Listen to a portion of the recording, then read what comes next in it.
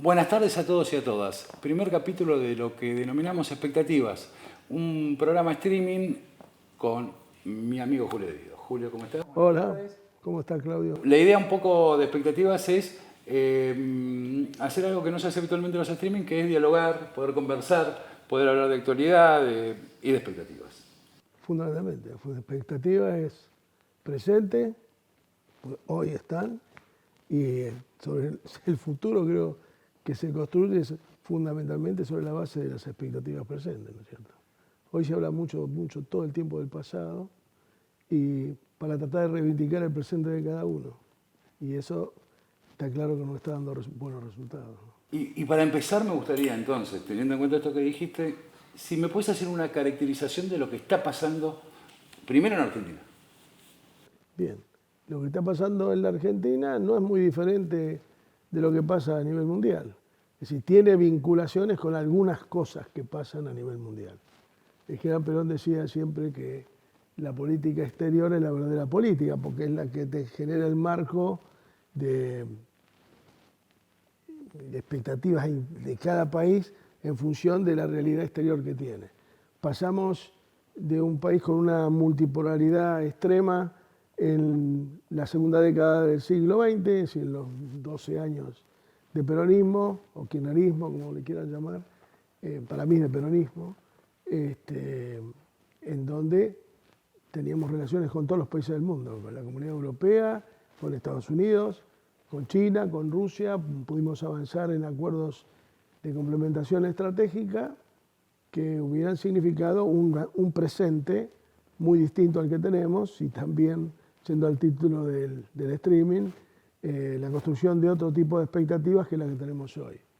Evidentemente la vinculación férrea del actual gobierno del presidente Milei a los Estados Unidos en política exterior y al Estado de Israel nos limitó absolutamente el campo de acción y nos genera también una suerte de un ángulo visual restringido para poder proyectar qué lugar va a tener la Argentina en el mundo. Claramente, cuando nosotros tenemos vinculaciones con un determinado sector del mundo, eso condiciona las relaciones internas de producción y fundamentalmente qué tipo de actividades vamos a desarrollar, si la actividad industrial, la agrícola ganadera, con la vinculación a todo lo que es la industria granaria y cárnica, la industria minera, nos genera un determinado perfil de trabajador. Ese perfil de trabajador nos da un determinado nivel de consumo interno y cuando nosotros vemos que en la Argentina el 70% de la actividad económica, cuyo resultado es el PBI, es producto del consumo interno y vemos que en el último año cayó un 20% el consumo interno, claramente estamos afectando la posibilidad de crecimiento de la economía. Eso es producto de un ángulo de relaciones muy estrecho sobre una franja absolutamente, diríamos, de derecha a nivel internacional, pero que nos margina de nuestras relaciones con los BRIC, por ejemplo. Cuando uno ve la política que está llevando adelante el presidente Milei en materia de política exterior, claramente entiende el por qué rechazó incorporarse a los BRICS, claramente. ¿Y eso habla de un proyecto de país? ¿Milei tiene un proyecto de país? Milei tiene un proyecto de país claramente, que, no es, que a mi criterio ni siquiera es un proyecto colonial, es un proyecto de factoría. ¿Cuál sería la diferencia? El proyecto colonial tiene algún grado de erradicación del capital del imperio. Normalmente cuando hay colonia hay un imperio que la mantiene, que la alienta, que la construye.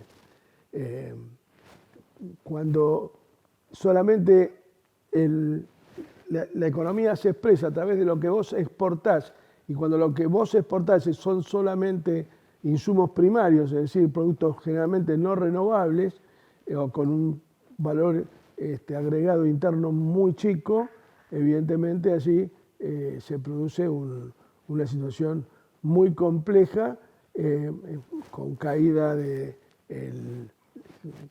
ya con el Producto Bruto Interno, pero caída del consumo, pérdida del empleo, más que nada, más que pérdida del empleo, primarización del empleo, o sea, se vuelven las situaciones, las relaciones laborales anteriores al 43, claramente. Entonces creo que vamos a una política, a una presencia de Argentina en el mundo como una factoría proveedora de cobre, de litio, de gas y petróleo, de carne, que tiene algún nivel de procesamiento industrial, y fundamentalmente exportación de granos y como mucho aceites. Eso claramente es un retroceso.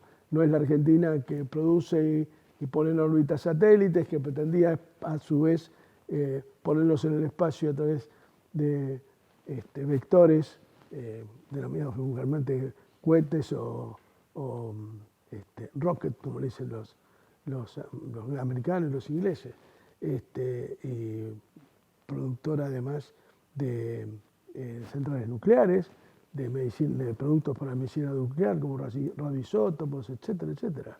Y por supuesto va a haber claramente una prosternación, una caída de la industria automotriz, llevando a las terminales, en el mejor de los casos, a recibir todas las autopartes importadas y fabricar y exportar, con un mercado interno muy restringido, lo que nos pone claramente en una condición de factoría. Para dar un mejor ejemplo, lo que estudiábamos en el colegio secundario, como las factorías que en el Mediterráneo tenían los fenicios, que con esa estructura económica pusieron en jaque al Imperio Romano. Y prácticamente Roma tuvo a Aníbal con sus elefantes, que serían los tanques actuales, en las puertas de Roma prácticamente, después de la batalla de Cannas, donde murieron 400.000 romanos. La derrota era inminente.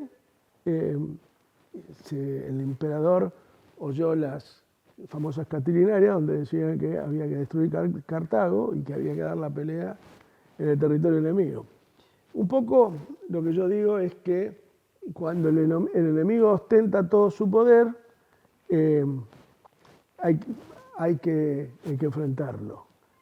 Cuando el campo nacional y popular se ve enfrentado por todo este poder neoliberal, libertario entre comillas, evidentemente no podemos estar en el partido justicialista discutiendo de qué manera nos vamos a ayornar o nos vamos a poner de acuerdo para ver de qué manera los trabajadores tienen un rol en este nuevo estadio del capitalismo, como dijo la presidenta del partido, ¿no? Y en su mensaje del 1 de mayo. Y de qué manera adecuamos toda la legislación laboral en función de los tiempos modernos que nos plantean este nuevo estadio del capitalismo. Yo creo que es un error enorme. Lo que plantean esta nueva etapa es la absoluta precarización del trabajo, ni que hablar con los fondos de pensión que van a ser privatizados para que hagan negocio. La jubilación. Claro, los fondos de pensión, los que eran las FJP, van a volver seguramente, van a pauperizar los salarios, o digamos, más que los salarios, las pensiones y las jubilaciones, que no son salarios, sino son pensiones y jubilaciones, producto de aportes que hizo alguien durante toda su vida, y en muchos casos había sido mejorado o digamos, se había avanzado con el proceso que llevó adelante el ministro Boudou de la recuperación de la FJP, también con la incorporación de muchísimas mujeres que habían trabajado muchísimos años, y hombres también, y que sus patronales no le habían hecho los aportes correspondientes, ¿no? Pará, porque me tiraste muchas direcciones y hablemos un poquito del trabajo, que me interesa eso. Asume un nuevo papa, ¿no? León XIV, y una de las primeras declaraciones que escuché de él fue decir, bueno, vengo a hablar un poquito de la doctrina social de la Iglesia, o actuar en función de la doctrina social de la Iglesia, con una nueva etapa, dice él, de la revolución industrial. que está intrínsecamente relacionado con esto de la inteligencia artificial y el desarrollo tecnológico. Que eso va a cambiar, o está cambiando, el orden del capitalismo. Para una factoría como la nuestra, digamos, Argentina, en la situación que está actualmente, ¿cómo se determina? ¿Qué clase de capitalismo vamos a tener acá adentro en el caso de que Milei siga más tiempo? ¿Se entiende la pregunta? Sí. Bueno, me parece que los estadios del capitalismo o las distintas etapas del capitalismo vamos a tener que ir analizándola en la medida que se vayan produciendo. Es muy difícil pronosticarla y analizarla porque nosotros, como movimiento, yo hablo desde el peronismo, obviamente, no hace falta aclararlo. Nosotros tenemos que generar respuesta en función de los desafíos o de la ostentación que poder que nos hagan esos círculos de poder que pertenecen a, digamos, a los líderes y a los dirigentes del sistema capitalista en la Argentina, claramente, a la Asociación Empresaria Argentina, a la Asociación de Bancos, los grandes medios de comunicación, Clarín, La Nación, nos van marcando desafíos. Cuando digo desafío no es el desafío en sentido positivo, sino un desafío de venir por lo que tenés, de venir por lo tuyo, claramente. Respecto a lo que vos decís del Papa, creo que en el Colegio de Cardenales el domingo habló del motivo por qué él había elegido ese nombre. Entonces él dijo claramente, obviamente, que por respeto y recordación y memoria de León XIII, que fue un papa muy importante. Vos fíjate, León XIII nació en 1810 y asumió en 1850 por ahí y tuvo un papado muy largo. En 1903 creo que terminó. Era sucesor de un papa que había blindado a la Iglesia en el sentido y que se había cerrado sobre el idioma latín, se había cerrado, bueno, decía por ejemplo que los ferrocarriles eran algo muy, muy malo, o sea que era Pío IX, Pío IX, sí, digamos un conservador importante que entró en coalición con una etapa del capitalismo que fue el taylorismo inglés. Maquiavelo inicia una etapa en la Edad Moderna, en términos de lo que es la política y en parte la filosofía y la ética de la política, en 1500 prácticamente. Según Gramsci, hubo 5 hitos muy importantes. El primero fue Maquiavelo, el último fue la revolución marxista-leninista, y en el medio pone, fíjate vos, la reforma, o sea, la aparición de Lutero con una visión y Lutero era agustino, igual que el Papa, con su bula, en donde rechaza una bula papal, y en donde él plantea diferencias en relación a una actualidad de la Iglesia en ese momento que había maximizado su rol dominante en lo que es Europa occidental fundamentalmente, con la venta de indulgencias. Las indulgencias eran como perdones que daban el Papa o los párrocos y se vendían a los efectos de que la gente pudiera limpiar sus pecados veniales y de esa manera ir directamente al paraíso cuando muriera. Bueno, parece medio fantasioso, pero era así. Bueno, Lutero va contra todo eso y genera una revolución dentro del cristianismo muy importante, muy importante. Y Gramsci la marca como una etapa muy singular. Después, obviamente, está la Revolución Francesa, la aparición de la República. Yo soy partidario, y creo en algún momento lo hablaremos también, que Argentina necesita esta crisis política que nosotros vemos, con algunas situaciones retóricas del presidente que plantean cosas que nos parecen disparatadas. Creo que a todos, a los que lo apoyan y a los que no, y creo que es un momento de la etapa donde la gente está apoyando estas cuestiones medida de disparate, producto de la profunda crisis que está el sistema político, esta república que de alguna manera nace con la muerte de la dictadura, con el fin de la dictadura, que no es como en Francia, que se llama Primera República, Segunda República, Tercera República. Venezuela va por la Quinta República. Creo que Argentina amerita una revisión. Nosotros tenemos una constitución liberal que dice que es federal, pero no funciona, el país no funciona como tal. Después de Pavón, claramente, Mitre impone un país con diseño porteñocéntrico, que es lo que le da poder, el poder en serio al poder real, a lo que es el Círculo Rojo. Volvamos al Papa, si no nos vamos a dispersar. Bueno, los otros dos hitos importantes que marca Gramsci son los clásicos alemanes, Marx, Hegel y Engels claramente, y el taylorismo inglés. El taylorismo inglés es el padre de la revolución industrial inglesa. La aparición, el fin del papado de Pío IX o Pío IX y la aparición de León XIII genera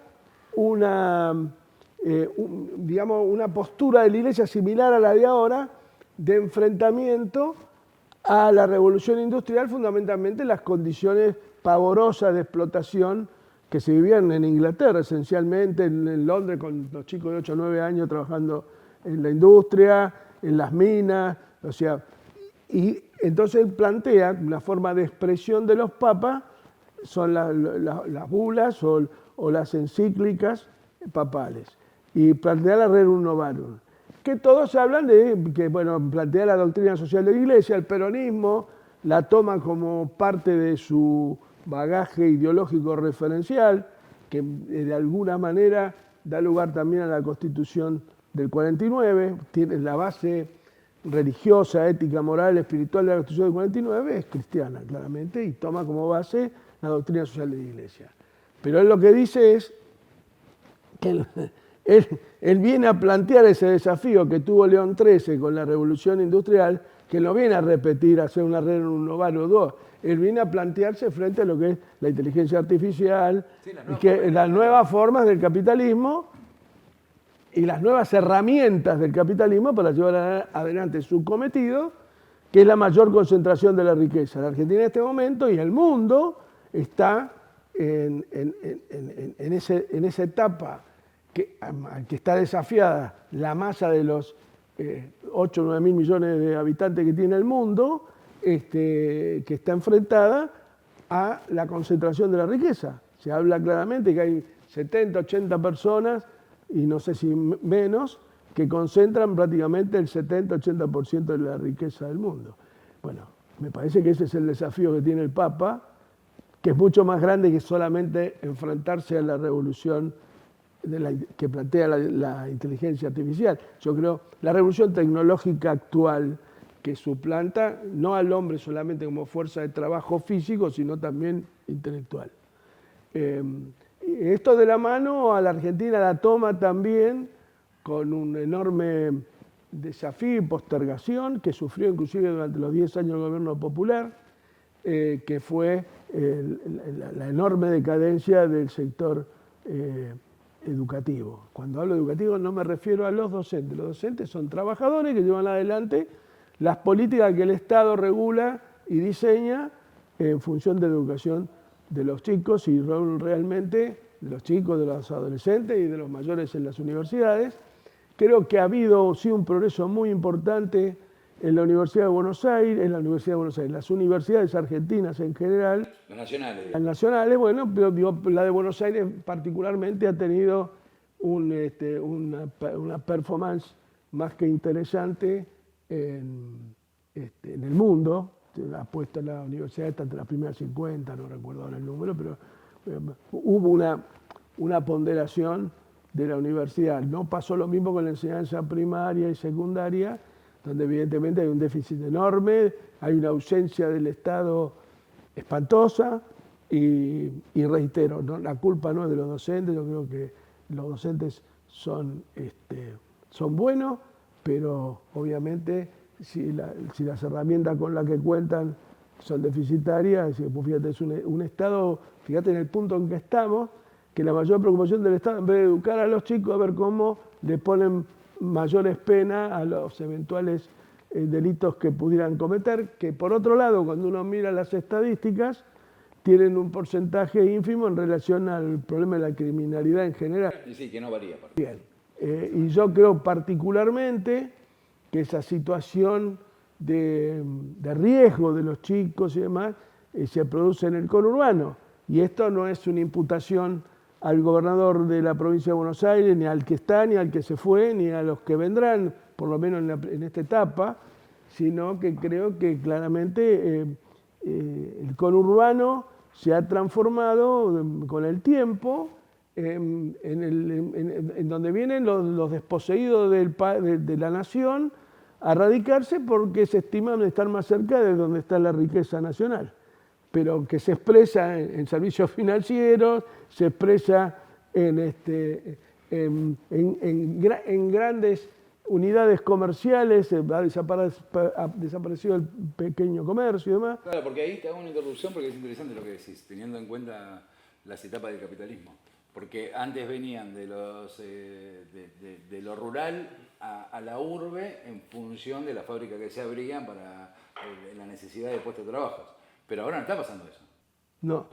Y sin embargo el conurbano sigue teniendo un alto nivel de población. Exactamente, y vos no tenés más que subir al auto en el Congreso, que el kilómetro cero, y avances en la dirección que avances.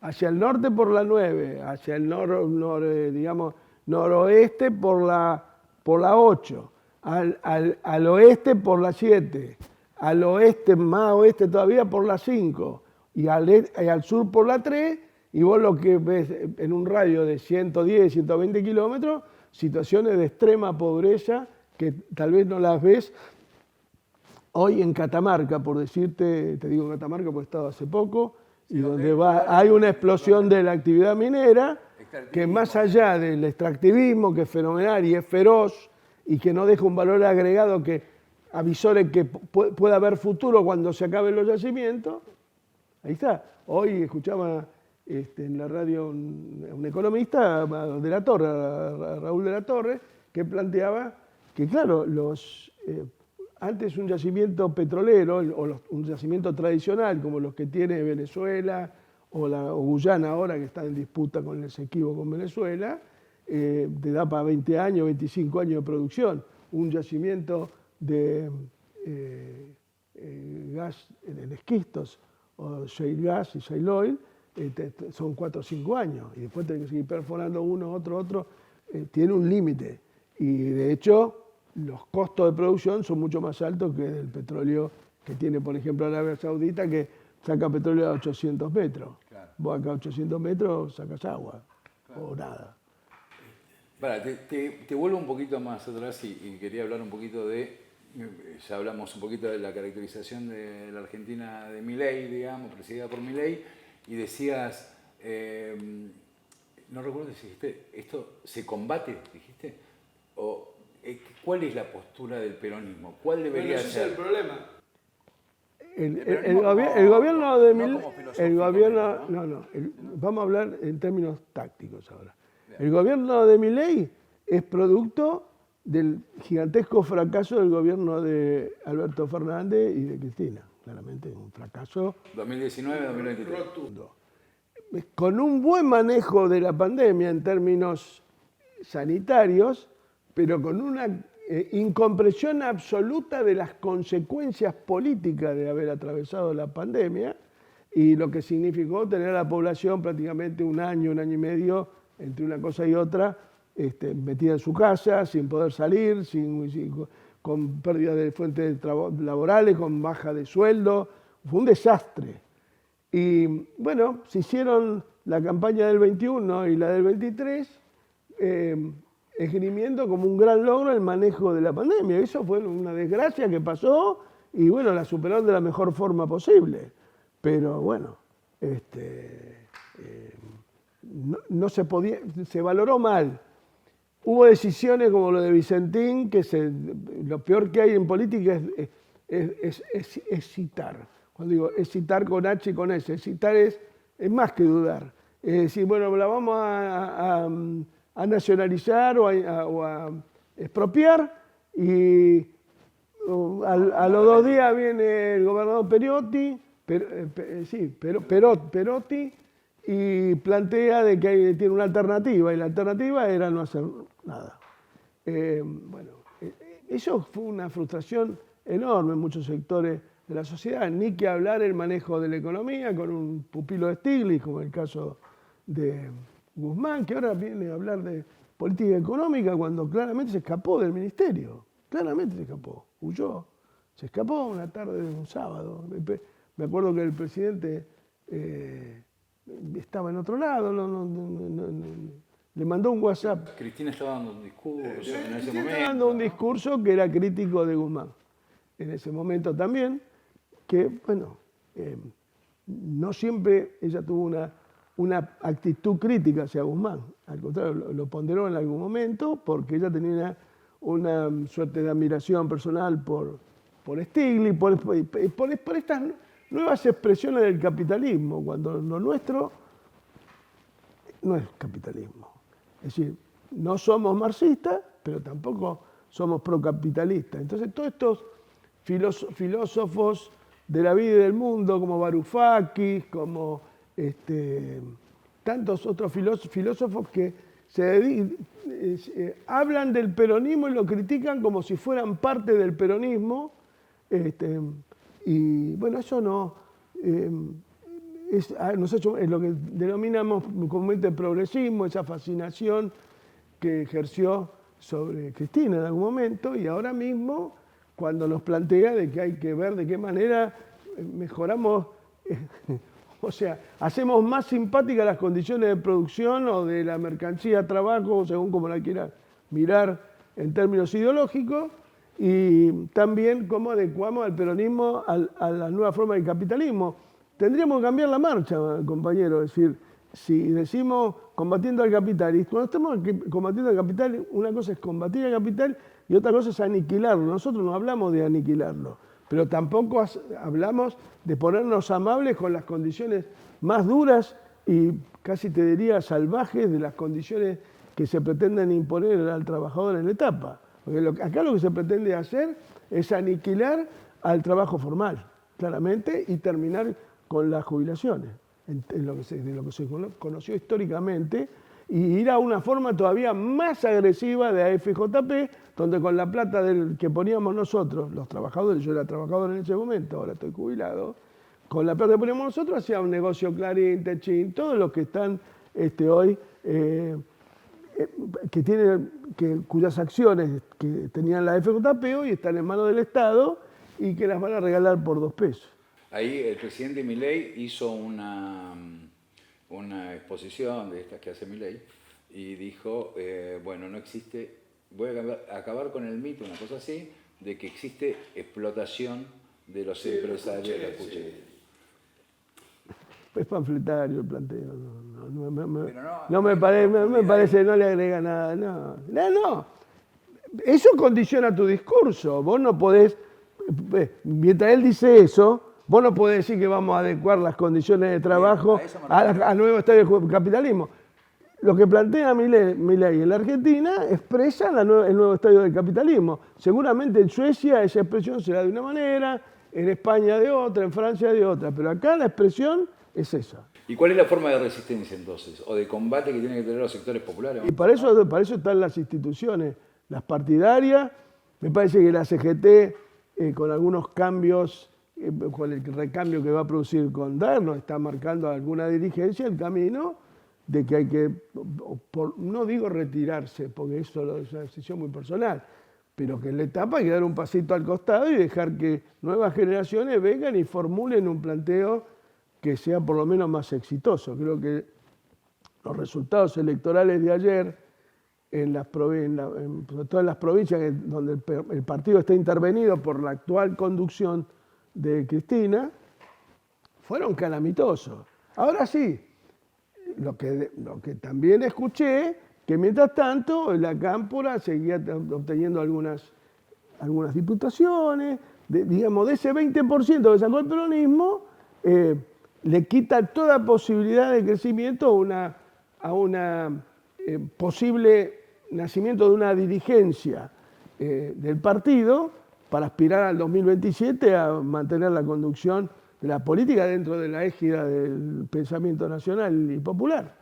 Es decir, te corta las patas, fueron derrotas deshonrosas, pero algunos creen que hacer política es rafiniar una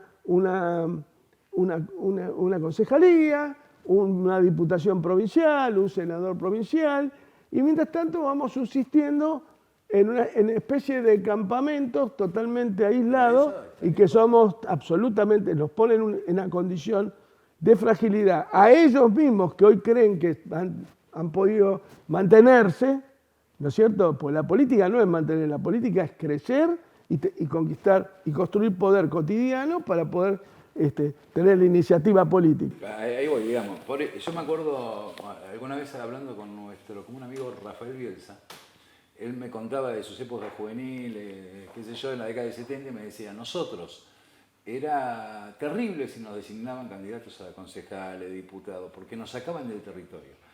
El 73, ¿no? Lo que digo yo, y la descripción que hacías vos ahora de lo que pasa con el peronismo, en general, digamos, dista mucho de parecer que estamos en un proceso de resistencia. Es 180 grados lo que te planteaba Rafael. Yo pienso lo mismo. Por eso digo, pero ¿cómo es el proceso de resistencia? Los 70 era un dirigente sindical bien de base, era delegado de mi sección en una empresa que tenía 40.000 trabajadores, o sea, donde para yo llegar al secretario general nos atendía y hablábamos con él, pero tenía que saltear 10 cachicheros, el delegado de la división, el delegado de la dirección, de la gerencia, tenía 5 o 6 lugares. Pero lo que digo yo es, en aquellas épocas... Pues porque se desvaloriza el territorio. En la década del 80 también. Se desvaloriza. No había un interés permanente de querer ser. Vos eras delegado de base y nos decías, ¿cuándo voy a ser secretario general? Porque se desvaloriza el territorio. El territorio no tiene valor. Bien. Eso, ¿sabés qué? ¿Cómo se llama? Era lo que nosotros en la década del 70 llamábamos los burócratas. Los sindicales, ahí tenés. Y eso fue lo que nos pasó. Fuimos transformándonos de militantes en burócratas. Vos fíjate cómo se abandonan los territorios. ¿A vos te parece que el kirchnerismo podría haber perdido la provincia de Santa Cruz después de haber llegado a manejar, a detentar el Poder Ejecutivo Nacional? No, nunca, aparte no fue una gestión fracasada. En la provincia se construyeron caminos, viviendas, escuelas, hospitales, como nunca se pasó. Cuando fuimos gobierno, además metimos 35.000 kilómetros de fibra óptica en todo el país, los incorporamos al Sistema Nacional Interconectado, le mejoramos las redes de gas. Había gestión, pero no hubo política. No hubo política. Pasó que se nos murió el conductor. Porque acá pareciera, vos viste que de Kirchner no habla nadie. Salvo el gobierno, viste que le sacan todos los días una estatua, un nombre, una calle. No, son pelotudeces. Son pelotudeces. Pero hay una idea. Sí, bueno, pero la culpa, el que exponemos somos nosotros. ¿Quién habla de Kirchner? ¿Quién dice Kirchner estaría pensando tal cosa, pensó tal otra, o hizo tal otra, o para nosotros significaba esto? Está borrado, lo borraron de la historia. No se habla más de él. ¿Y Néstor qué haría ahora para reconstruir ese proceso de resistencia? Empezaría a construir, primeramente se ubicaría en tiempo y en el espacio. ¿Dónde estáis? ¿Qué expectativa, hablando del nombre que le pusimos a las charlas estas, qué expectativa puedo generar en la sociedad y ponerme a construir poder con dirección política? ¿Cuál es la dirección política? La dirección de la expectativa que yo como dirigente genero en el territorio. Si no hay territorio, no hay política, no hay peronismo. ¿Está claro? Si no hay territorio, el territorio puede ser los sindicatos, son los municipios, son las regiones, son, bueno... los frentes de lucha, digamos. Los frentes de lucha. Kirchner, en el 2001.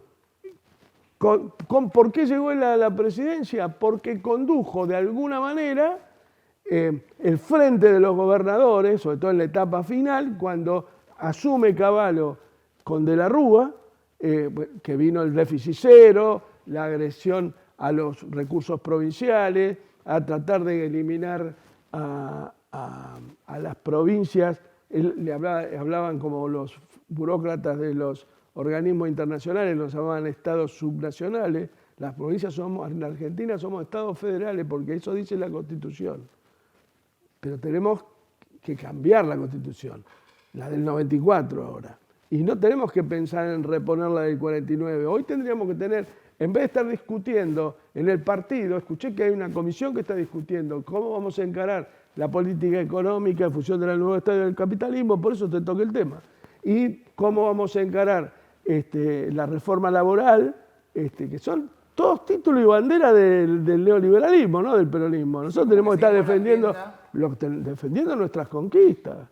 A ver, nosotros no le robamos nada a nadie, en el sentido de que acá no hubo expropiaciones masivas. Las nacionalizaciones que hizo Perón eran sobre empresas que estaban dominadas por multinacionales radicadas en el extranjero, claramente. Todas, luz, gas, teléfono, todo, electricidad, todo estaba generalmente en Inglaterra.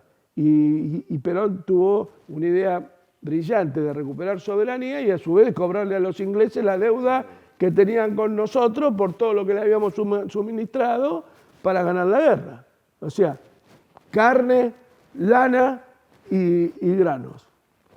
Si no, se hubieran cagado de hambre. Digo, y en esa época no pasó nada, no hubo una invasión inglesa a la Argentina. ¿Viste? Cuando se habla mucho de, che, la relación de fuerza no nos da, imagínate si hacemos tal cosa. No, y gobernaba Churchill, ¿eh?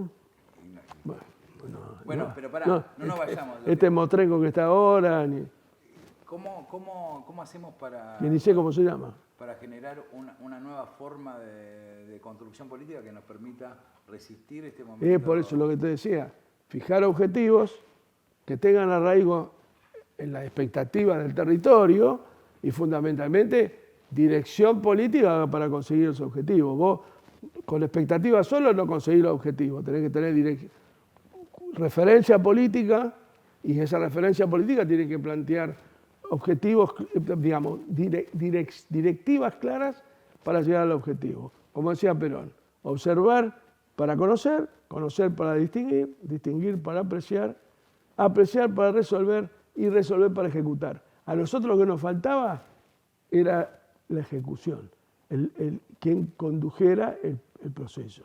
Bueno, en su momento, porque Cristina era la compañera de Néstor, o eso evidentemente es un ser humano y trae sus problemas, que por otro lado lo afrontó bien. Ahora, después la figura de Néstor, no por ausente, hoy en términos de la memoria histórica de quienes debiéramos recordarlo bastante más de lo que lo hacemos, y tratar de emularlo más que recordarlo, porque si vos le dijiste te estoy recordando, te mandaría al carajo. Diría, no me recuerde, emulame, hacé lo que hacía yo. Construir poder popular en función de los objetivos del colectivo y sobre una dirección política que sí, como en la etapa de la ejecución, es particularidad del que conduce. Y el que conduce, como decía el general, tiene el sagrado óleo de Samuel. No todos pueden hacerlo. Y la prueba está en lo que está pasando. A ver, perdimos la de medio término del 2013, perdimos la presidencial del 2015, perdimos la de medio término del 2017, ganamos la del 2019 y el desastre que hicimos después de ganar nos llevó a este punto, a estar escuchando a este muchacho decir las barbaridades que dice, como las que vos me acabas de decir recién, de que los trabajadores explotan a los empresarios. Digamos, quiere dar vuelta el paradigma del marxismo, que el trabajo es una mercancía, entonces que en realidad vos con tu trabajo le estás comprando plata a los buena cosa. Pero bueno, hay una concupiscencia, porque no es una convivencia. La convivencia es la que pueden tener una pareja que se quiere, dos amigos también que se reconocen leal y demás. La concupiscencia es entre viciosos, es entre, tipo, yo dejo que este estúpido diga todas estas idioteces porque mientras escuchan y debaten las estupideces que él dice, yo sigo amarrocando y llevándomela toda. Esto es lo que está pasando. Bueno, pero Creo que más claro no puedo ser. no, absolutamente. Lo que yo digo es, hay que ponerle carne a esa nueva conducción, digamos, una conducción para que esto tenga algún sentido. O sea, ¿A dónde están? bueno, mi abuela tenía, que la había hecho mi abuelo, pero yo lo hacía poner en la casa, decía un lugar para cada cosa y cada cosa en su lugar. Vos tenés que entender tu ubicación temporoespacial en la etapa. Y si vos te das cuenta que poner un interventor en Salta y el partido que iba a sacar 10 saca 5, poner uno en Jujuy y el partido que iba a sacar 15 saca 4, poner un interventor en Corrientes y vas a ver ahora cuando se vote en Corrientes va a ser peor todavía. Bueno, por eso vos sabés que yo no soy un fanático de Axel, tengo profunda diferencia con él, sobre todo en la etapa de gobierno, pero valoro mucho esta posición, de alguna manera, más allá de que haya que discutir el camino y los objetivos, pero de discrepar en una táctica, si se quiere, no hablemos de estrategia, que la de Axel, con la discrepancia que tiene con la conducción del partido de la provincia y en Nación. Por eso quiere desdoblar. Porque si no, lo que pasó ahora en el norte va a ser un cuento de hadas comparado con lo que va a pasar en la provincia de Buenos Aires, si no desdobla. El desdoblamiento aparentemente ya está planteado, creo que es inevitable, pero evidentemente también toda esta discusión y todo este ida y vuelta y esta falta, a ver, de apoyo que él tiene de quien lo inventó, porque Axel no nació en una unidad básica. Ponele que tenía un cierto arraigo como dirigente universitario, pero en el territorio de la política, bueno, menos. Bueno, lo inventó Cristina. Ella lo puso de candidato a gobernador. Ahora, cuando llega la elección de medio término, le dice, no, ahora vamos todos juntos y yo hago las listas. Ya hiciste la lista del 2013, 2015, 2017, todo mal.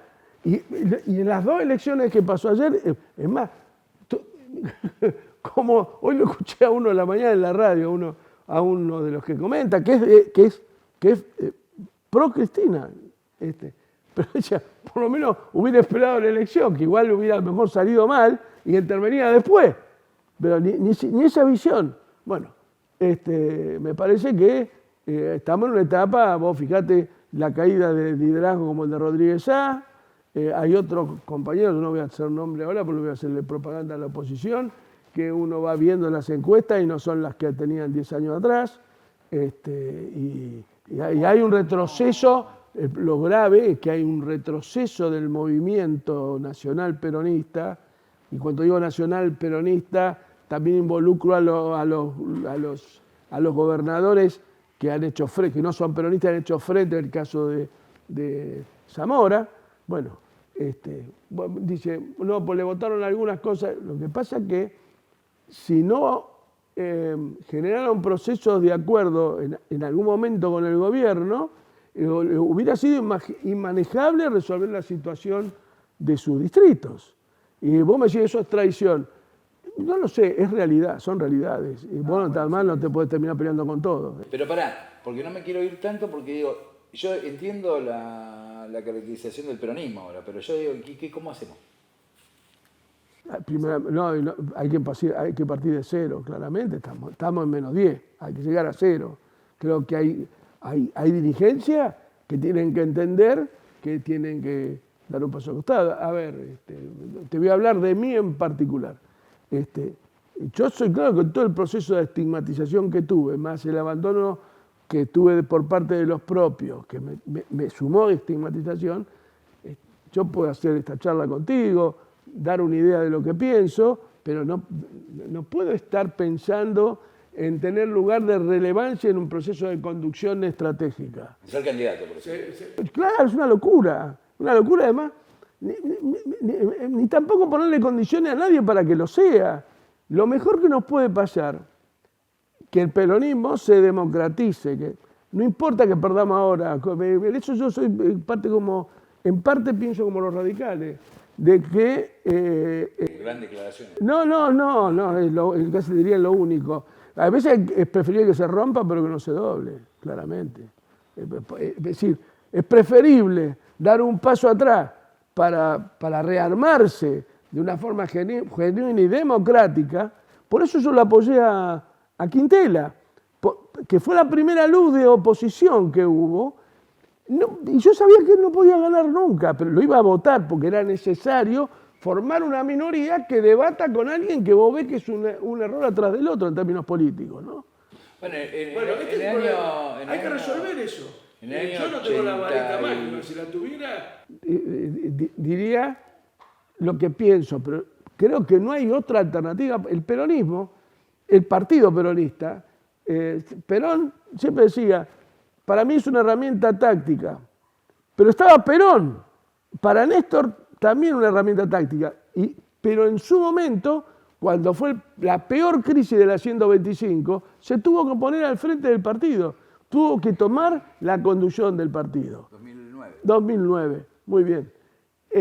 Y yo participaba, había reuniones semanales del Consejo Superior, yo estaba en la parte de planeamiento, me acuerdo, y ahí se debatía en serio, debatíamos con Moyano, él debatía con Alberto, que era su jefe de gabinete, como otro compañero más, con algunos gobernadores, pero un debate, cuando digo debate no es que estoy condenando a los que discutían con él, discutían en función de las realidades que les tocaba manejar en cada uno de los espacios que conducían, no eran pelotudos los que estaban ahí, había gobernadores, habíamos ministros, habíamos, estaba el negro Moyano, que era el secretario general de la CGT. Bueno, eso tenían que salir a la calle todos los días y dar la cara en un momento muy difícil. No solamente se pone al frente del partido, sino que un tipo que 2 años antes, menos de 2 años antes, porque a los 2 años fue la elección, se puso de candidato testimonial, que no fue testimonial, pues se puso de candidato a diputado y asumió como diputado. Después, y como diputado sacó la ley de matrimonio igualitario, la de identidad y todas estas cuestiones que tuvieron un valor importantísimo en el electorado. Eso era estratégico. Bueno, pero el día que perdió con De Narváez, ¿qué fue lo que hizo Néstor? Lo primero que hizo. Primero, antes de terminar el escrutinio, dijo que había perdido. Sí. Y después, creo que si se hubieran hecho los números finos, no sé si no hubiéramos ganado por 10 votos. Y hubiera sido un escándalo porque estaba toda la opinión pública en contra de eso. Pero lo primero que dijo, renuncio al partido para que asuma otro compañero y se haga cargo de la situación. Y bajó al territorio. Y bajó al territorio, me acuerdo que fue a Parque Lezama.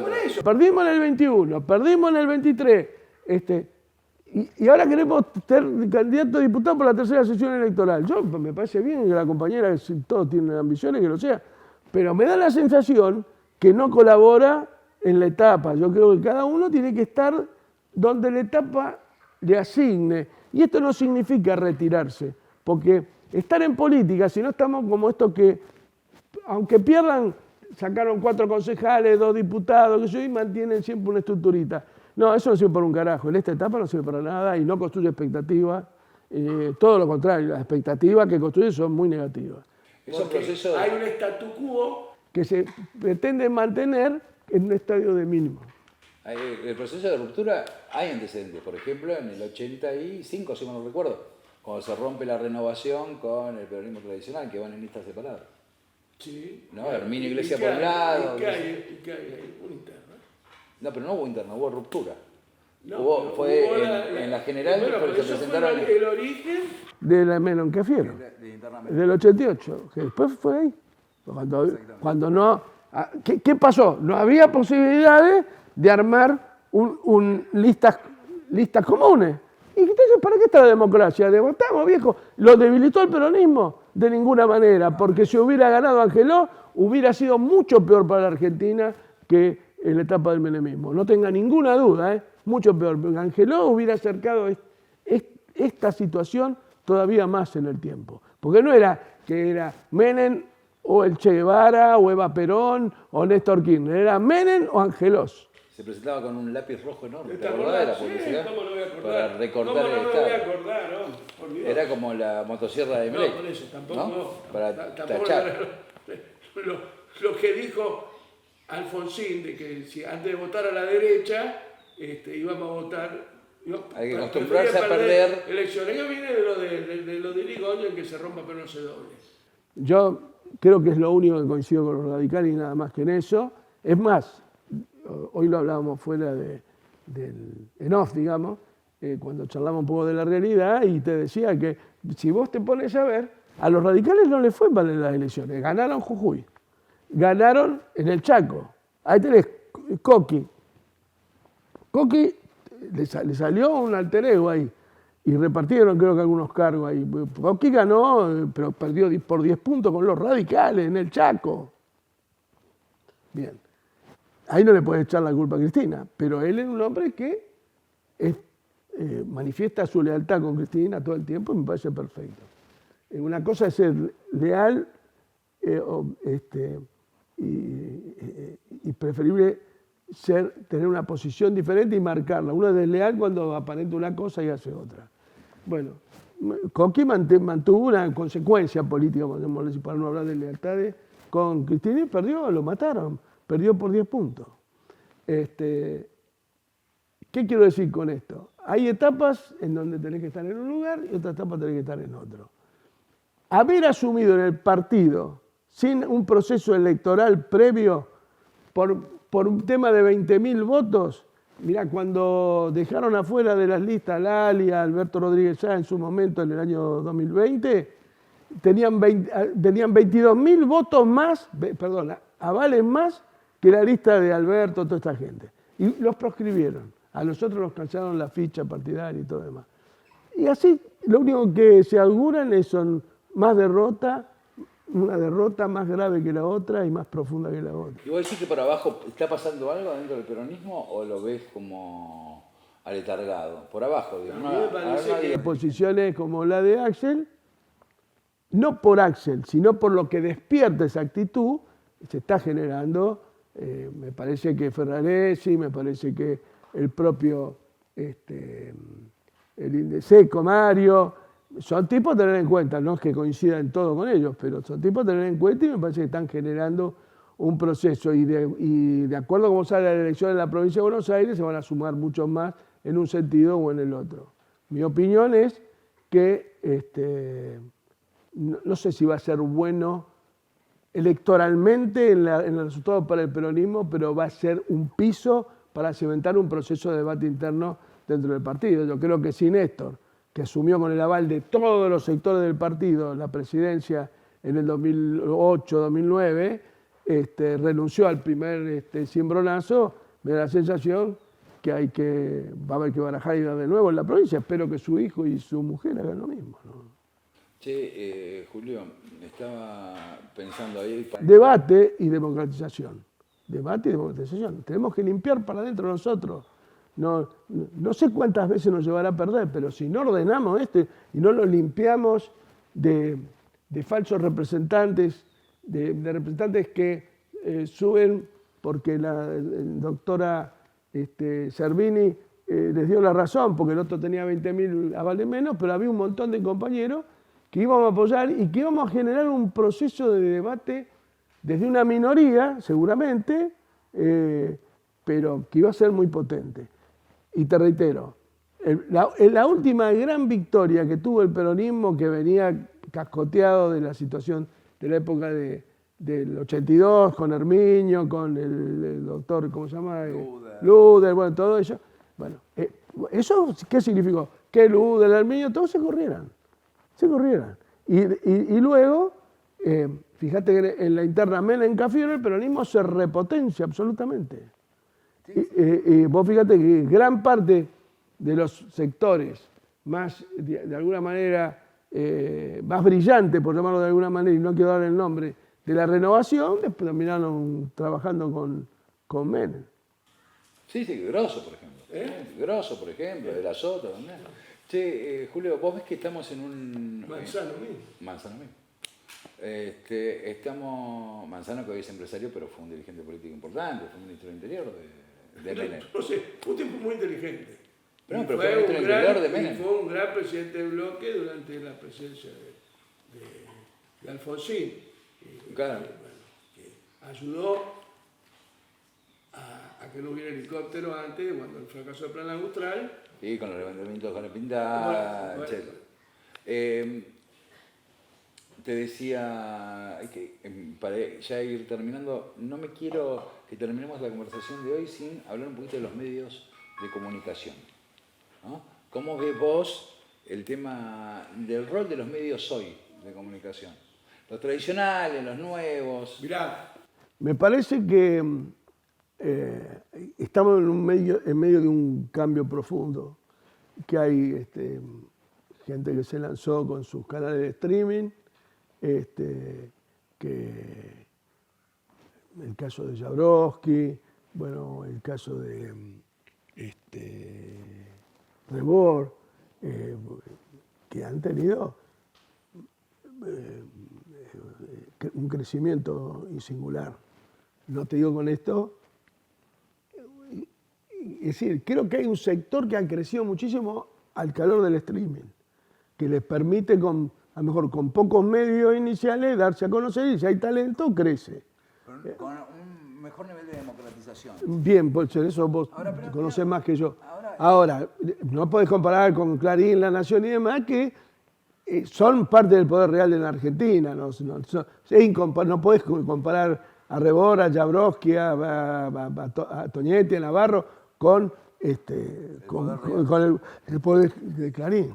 Pero, ¿sabés qué? Me quería meter más en los contenidos, ¿viste? Un poquito, para que pensemos juntos. Yo veo, ¿no? Veo los medios tradicionales y los medios nuevos. Y tengo como una sensación que hay mucho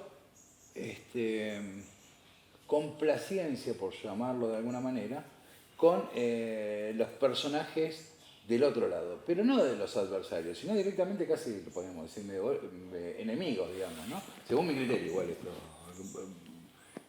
es muy personal. Pero digo, cuando te sentás con, voy a dar un nombre, Fantino. Y no le hablas de la mesa que tenía en la época de Macri que perseguía a los compañeros. No es medio.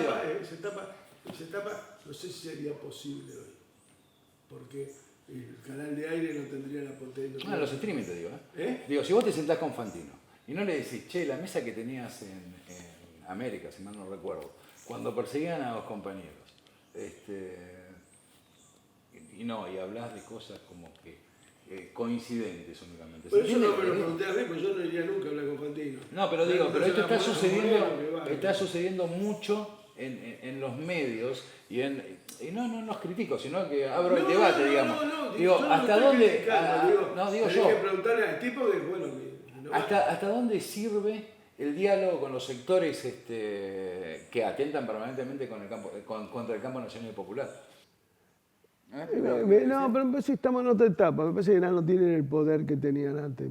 Los canales de aire están en vía de extinción prácticamente. Uno salta, te digo lo que pasa conmigo, vos saltás de YouTube, yo veo muchísimo televisión española, por ejemplo, porque la verdad es que cuando veo los debates que hay en el Parlamento, en las Cortes, que le llaman ellos, en los diputados españoles, cuando veo lo que hay acá, decís, bueno, ahí hay debate político. Y se discuten cosas pesadas, de nacionalidad, de fondo, de independentismo, región. Hay un debate federal en España que hoy están se ve como si fuera una grieta como acá, pero por situaciones mucho menos ocultas, está más expresado la dispersión. Me parece que hay mucho más bajo. No, me parece que hay un montón de pibes que han salido ahora que vos ni sabés quién son y vos mirás en YouTube y te hacen ayer veía a alguien que le hacía un análisis sobre la estructuración del grupo Bember. Sí, un pibe jovencito y el tipo te hablaba con una solvoz. Si vos le prestabas atención 10 minutos, y te informa, pues hay cosas que yo sabía que a la Kirchner le había expropiado Perón. No me acordaba de que se le había dado al sindicato después, después la Libertadora se devolvió. Bueno, la historia, algunas cosas me acordaba, pero un montón de todo lo que pasó después, con las ventas de las distintas cervecerías en los grandes negociados, porque el Grupo Bember ahora hace minería. O sea, no está mal.